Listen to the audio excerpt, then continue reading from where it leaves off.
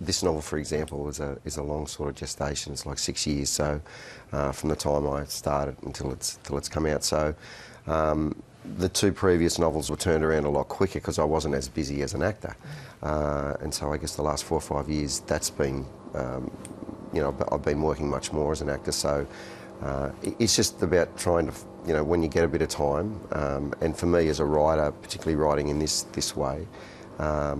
I love it, I enjoy it, so it's not hard to sort of, once I get a block of time to go and shift and start writing again. And how has your writing sort of developed and matured over time? You've written for screen, of course, and novels is quite different to that. So yeah, no, look, I think, you know, for most writers starting out, it's about trying to find a voice, and for me particularly, I struggled with a lot of self-doubt, and so there's hundreds of thousands of unpublishable words, and until you get to a point in time. I think also too, just living a life, particularly for a man, that I think mature a little bit later than most women, you know, finding a voice and then having something to say, and I guess over the last sort of 10 years, it's just, you know, the content or the ideas that I get are just looking at the world differently. So, but it's very different. It's a very different sort of process from writing a screenplay, that's for sure. Congratulations on the book. I've read it in one sitting, Matt. I really liked it. Great.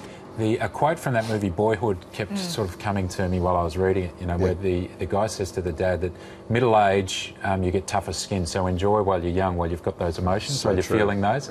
So true. That was all over that story you've got, where you go from middle-aged to 18-year-olds. Yeah. And my question to you is, what's the great memory you have of being 18 in year 12? Oh, look, for me, it was something I always wanted to write about, because it was this part of my life and the group of people that I were with, you know, that were very aware that we're about to take our first step by ourselves into this world where you weren't dictated to, you know, and so there was a freedom, you know, looking at freedom, but also looking at, you know, what your life was going to be, this enormous expectation and excitement, and for me that was, you know, that was almost overwhelming, and that was the first time that I felt any sort of, was almost euphoric, you know, like, which was probably a precursor to my bipolar, but that's what I felt. It was yeah, it was overwhelming and wonderful, you know. Yeah. Like, So you've spoken a little bit about your diagnosis with bipolar disorder. How do you think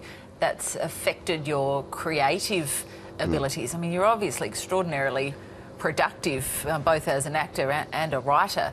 Has it been a positive for you in some ways? Look, it certainly has given me the impetus to take certain risks. I think, you know, when you're in a state called hypomania, your reality is not the reality of everyone else around you. So I made decisions and did things simply because I thought I was 10 foot tall and bulletproof, and I made choices. But I've also written very prolifically in those states, and also in the lower states as well. So it certainly has served a creative purpose, but I would say as well, the best work that I've done has always been when I'm in the middle and I'm not here or here. So, but it certainly, look, it's not, it's very common for writers and for actors and people within the arts to, you know, to suffer from that. So I just was left wondering whether a diagnosis was useful or not, because in the end you are who you are, you're a creative, and yes, you obviously swing from one end to the other as a creative. Is it useful to have a label? It was for me, because with a young family and you know, look, it's a very, very hard road for the people around you. And having been diagnosed then led me to be educated on it, and then, you know, take the measures and the steps that I needed to take to keep myself in the middle. I mean, if you don't take those measures, then more often than not, then you end up with nothing, because it's too high and it's too low. And the people that, most people who just live like that, and that's what we do, it's too much for them to cope with. And inevitably, the older you get, it becomes too much for the person with it as well. You know, like, I'm tired. You know, I feel old. You know, I don't want to be doing this. You know, I'm quite happy in the middle. You're right about those characters sort of 20 years on from being 18, and there's a sort of simmering disappointment with the challenges of life.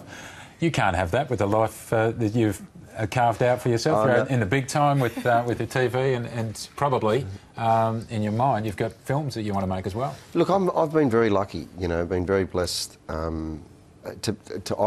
honestly, as an actor, particularly to be in the right place at the right time, where so often jobs materialise that way. And I always wanted to write, and even from a very young age, so to be able to do that, yeah, I find myself, you know, very, very happy. You know, but also life takes its toll, you know, so the older you get and you move into middle age, particularly for men, it's a really dicey time. And so, yeah, I've had my moments where you're overwhelmed, and I think more often than not that's got to do with relationships, and then so the things around peripherally, whether it be a career or how you're measuring your success, just fade away, and you really concentrate on what's wrong, and that's life. And this extra commercial success now, does that make it more overwhelming, more pressurised?